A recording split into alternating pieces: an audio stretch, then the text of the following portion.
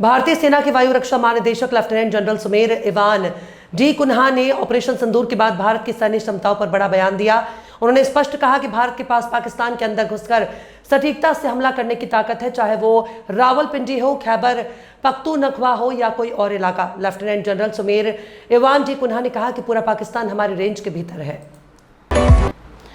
महाराष्ट्र में मंगलवार को महायुति सरकार के मंत्रिमंडल का विस्तार हुआ। मंत्रिमंडल के विस्तार को लेकर आयोजित एक कार्यक्रम के दौरान एनसीपी अजीत गुट के गद्दावर नेता छगन भुजबल ने मंत्री पद की शपथ ली। छगन भुजबल को एनसीपी अजीत गुट के कोटे से धनंजय मुंडे की जगह मंत्री बनाया गया है। इस दौरान महाराष्ट्र के मुख्यमंत्री देवेंद्र फडणवीस, उप मुख्यमंत्री एकनाथ शिंदे और अजीत पवार भी मौजूद रहे।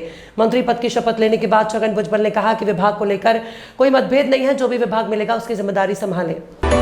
उत्तर प्रदेश में मौसम में उतार चढ़ाव जारी है। कहीं गर्मी और तेज धूप पड़ रही है, जिसकी वजह से लोगों का जीना मुहाल है, तो वहीं कुछ जगहों पर मेघ गर्जन के साथ बारिश होने की वजह से भीषण गर्मी से राहत मिल रही है। लेकिन अब प्रदेश में एक बार फिर से मौसम में बदलाव देखने को मिल रहा है। प्रदेश के कई हिस्सों में आज झोंकेदार हवाओं और गर्म चमक के साथ बारिश की संभावना है, जिससे तापमान में मामूली गिरावट आएगी। 25 मई तक ऐसा ही मौसम रहने का अनुमान है। यूपी में चौथा अंतर्राष्ट्रीय क्रिकेट स्टेडियम बनने जा रहा है। ये स्टेडियम गोरखपुर में बनेगा।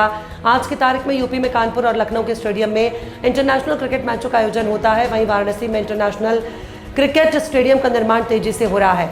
इस बीच अब गोरखपुर में इंटरनेशनल क्रिकेट स्टेडियम को धरातल पर उतारने की प्रक्रिया शुरू हो गई है। योजना के अनुसार गोरखपुर के ताल नदौर में 236.40 करोड़ रुपए खर्च कर 50 एकड़ जमीन पर 18 महीनों में निर्माण को पूरा किया जाएगा।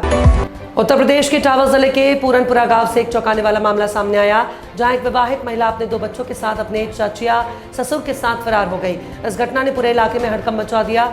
महिला के पति और ससुर जो अपने बच्चों को वापस लाने के लिए बेचैन है, महिला और बच्चों को ढूंढने वाले के लिए 20,000 रुपए के इनाम की घोषणा की है। पुलिस ने मामला दर्ज कर लिया है और तलाश शुरू कर दी है।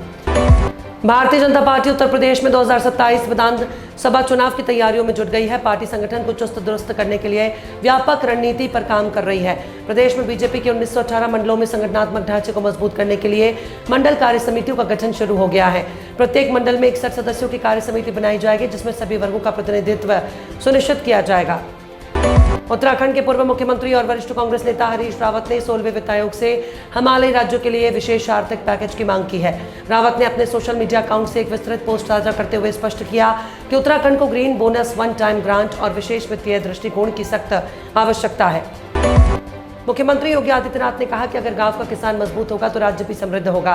इसी सोच के साथ मुख्यमंत्री ने प्रदेश में मुख्यमंत्री कृषक समृद्धि योजना लागू करने के निर्देश दिए हैं। इसका मकसद लघु और सीमांत किसानों को आसान सस्ती दर पर ऋण उपलब्ध कराना है, ताकि वे खेती के लिए दूसरों पर निर्भर न रहें और आत्मनिर्भर बन सकें। सोना हमेशा से निवेशकों की पहली पसंद रहा है और ये सबसे सुरक्षित निवेश माना जाता है।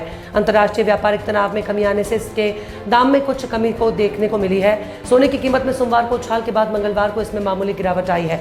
मुंबई में 22 कैरेट सोना 87,100 रुपये प्रति 10 ग्राम बिक रहा है, जबकि 24 कैरेट सोना 95,020 रुपये पर कारोबार कर रहा है। हालांकि चांदी शुरुआती कारोबार में 1,000 रुपये गिरकर मुंबई में 97,000 प्रति किलो बिक रही है। पाकिस्तान के पूर्व विकेट कीपर बल्लेबाज कामरान अकमल ने एक शो में कहा कि हम भारत कई बार दौरे पर गए हैं।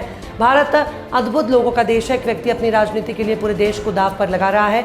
लोगों को तय करना होगा कि भारत के लिए क्या बेहतर है, देश को कैसे चलाया जाए, अर्थव्यवस्था को कैसे स्थिर रखा जाए और कैसे संबंध बनाए जाए।